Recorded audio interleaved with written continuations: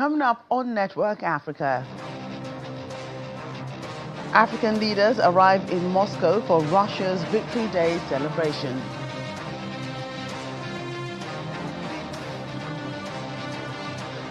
South Africa's President Cyril Ramaphosa launches phase 2 of Operation Vulindlela, reaffirming government's commitment to fast-tracking structural reforms. Plus, the International Committee of the Red Cross returns Congolese troops and family who sought refuge in the UN base in Goma to Kinshasa.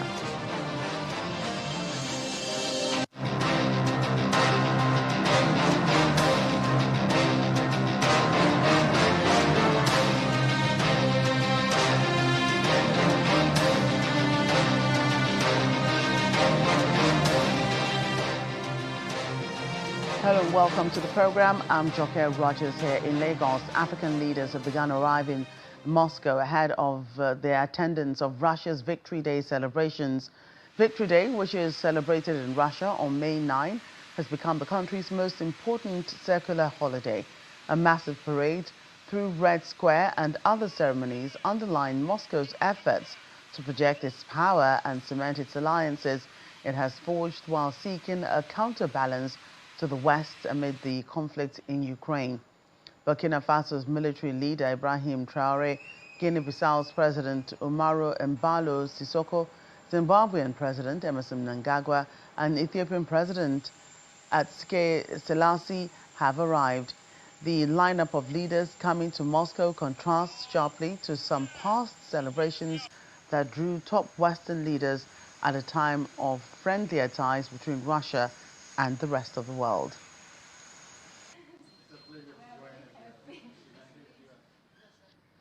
Let's get more on this. Joining us now is Dr. Aderonke Kujore, international development expert. Great to have you on the program today. Thank you for having me. It's a pleasure to be here. Right. So Victory Day is a European celebration, but we're seeing several African leaders in attendance. Of course, they were invited. What do African leaders have to do with Victory Day? No, it's great to see so many African leaders there. I think when you think about international relations in any shape or form, diplomatic moves, diplomatic conversations, there's diplomatic relationships, and the yielding of soft power back and forth is a key aspect. And it's good to see that Africa is taking a space in there, especially as the U.S. Takes the position that it's currently taking from a global standpoint. And this goes to show, the level of the relationship between Russia and Africa, which has increased over the years. Would you agree? 100%. But the actual thing is, if you think back as far as the Cold War, I think in the 1950s, Moscow has always had an interest in Africa and relationships with African leaders. I think it was, somewhere in the middle of the 1990s where they had some issues back home that they pulled back a little bit. But then they've also been coming back out to continue to foster those relationships in Africa. So they've always had interest. They've always looked for allies in Africa. And it's good to see it's happening, especially today.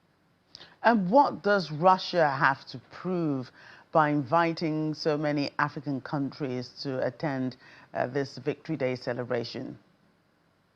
Sure, it's really a balancing of power, right? So when you think about, world superpowers, the US, Russia, and some of the other small ones, everyone is vying for power.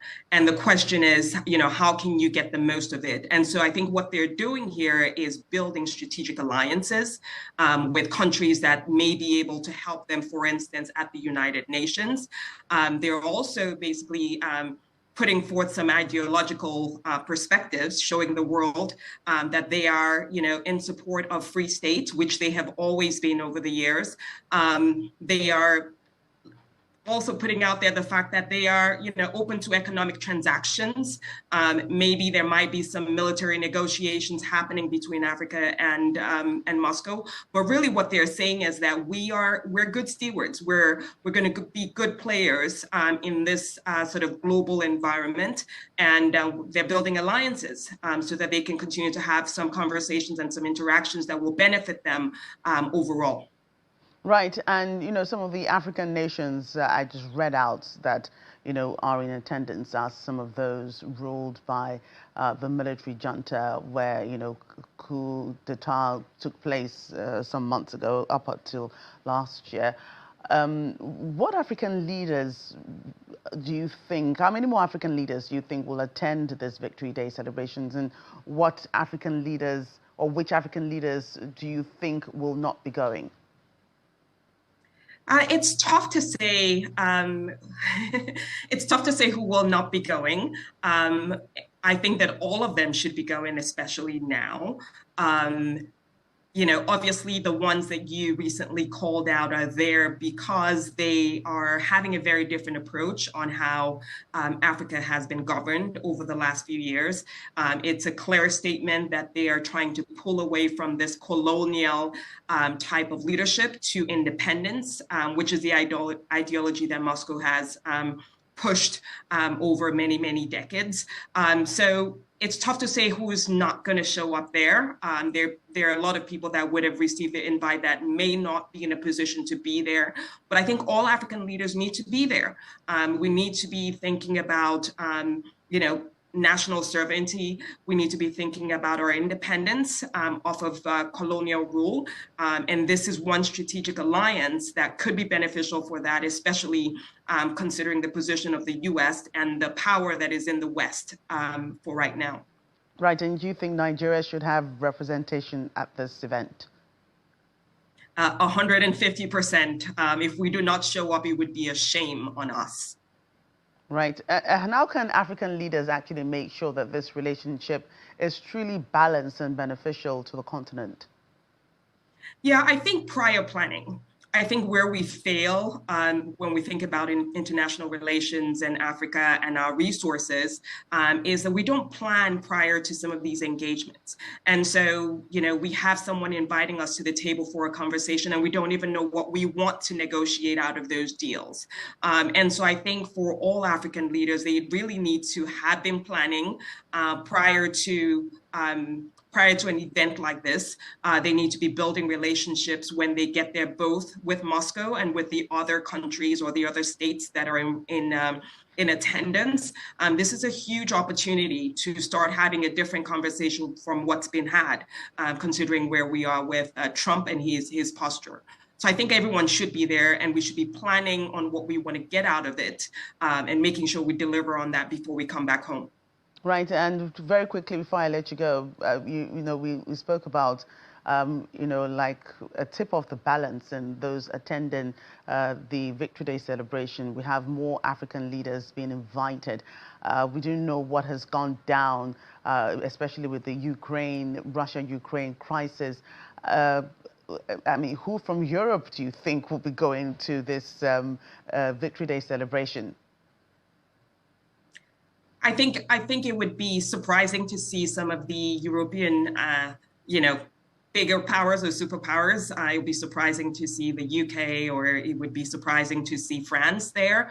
But if they, it would be surprising to see those guys right now, just because of the temperature of things. But that's not to say that there are not other things that they could be doing to make sure that they're not completely isolated. But it's a difficult time for them. Right. It's an exciting time for Africa if we make good use of it. Right, I reckon. Thank you for your time, international development expert Aderonke Kujore. You're welcome. Let's move on. South Africa's president